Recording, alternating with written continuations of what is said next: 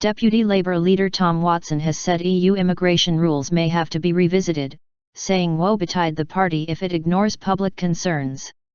A future government, he said, would have to make the case to revise EU-wide freedom of movement rules for workers. Labour MP John Mann, a Leave supporter, said the party was finally admitting defeat over backing for open borders. It came as Jeremy Corbyn praised the role of migrants in the NHS and urged Labour to unite to stay in the EU. Vote Leave said there was confusion within Labour over its stance on immigration, 10 days ahead of the referendum on whether the UK should stay in or leave the EU.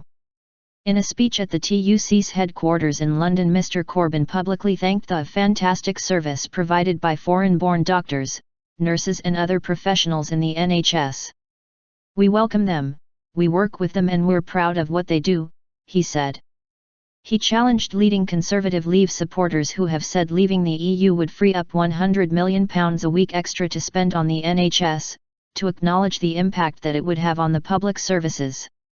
"What's the answer? Johnson, Farage, and Gove have got to that. The NHS couldn't afford to lose 52,000 dedicated professionals and still deliver the service we need. They should think about these things before they shoot their mouths off in the way that they do." Pushed around. But Mr Corbyn is facing growing calls from within his party to take a tougher line on immigration amid concerns that Labour voters who feel strongly about the issue are leaning towards voting Leave on June 23. Most of Labour's 229 MPs support staying in the EU.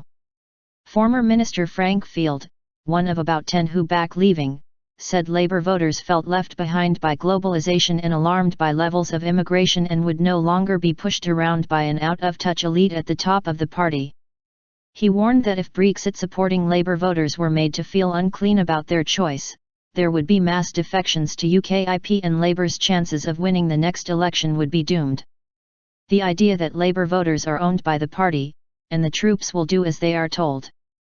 That may have happened in 1945, but it has long ceased to happen and it isn't going to happen this time. Mr Watson said that while he supported the UK staying in Europe, the issue of uncontrolled migration was coming up on the doorstep and people need to be reassured that a Remain vote did not mean the end to reforms in Europe. "For the last decade, I would say that immigration has been the backdrop to every election we've had in Britain," he said. "And woe betide politicians that don't listen to what voters tell them. I think a future Europe will have to look at things like the free movement of labour rules. Greater controls on economic migration should be a priority for a future Labour government," he suggested. Shadow Home Secretary Andy Burnham has said rules should be brought in immediately to protect skilled wages and discourage the use of agency staff from across Europe. It would work by setting clear rules that the going rates for work in the skilled sector cannot be undermined, because what we get at the moment is people brought in at the minimum wage that undercut electricians or plasterers or whatever it might be, he said. Vote Leave has been campaigning hard on immigration, saying the UK is powerless to control the numbers while it remains in the EU. Conservative Energy Minister Andrea Leadsom told The Guardian her constituents complained to her that they did not hear English spoken when they walk down the high street. "We absolutely fabulously integrate as a society, but not if you overwhelm us," she said. Earlier on Tuesday, flanked by his shadow cabinet, Mr Corbyn warned that the future of the NHS could be threatened by a Leave vote while, in a coordinated attempt to bring Labour voters on side, union leaders also warned of public sector cuts. Speaking the day after ex-leader Gordon Brown attempted to galvanise the party's supporters, Mr Corbyn said there would be a bonfire of workers' rights if there was a UK vote to leave the EU. "We want to defend the very many gains made by trade unions across Europe that have brought us better working conditions, longer holidays, less discrimination, and maternity and paternity leave," he said at the TUC's headquarters. "We believe a Leave vote will put many of those things seriously and immediately at risk.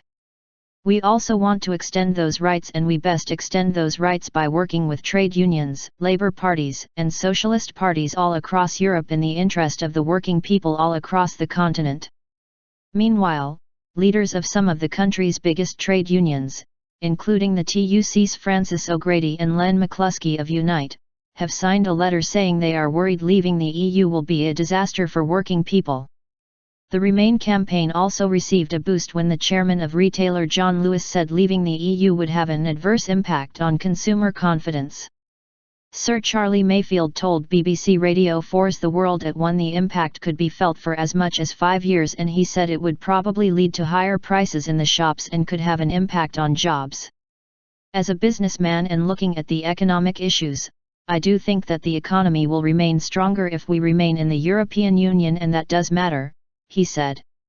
Leave campaigners say the economy would thrive outside the EU, with the UK able to form new trade deals with countries outside Europe.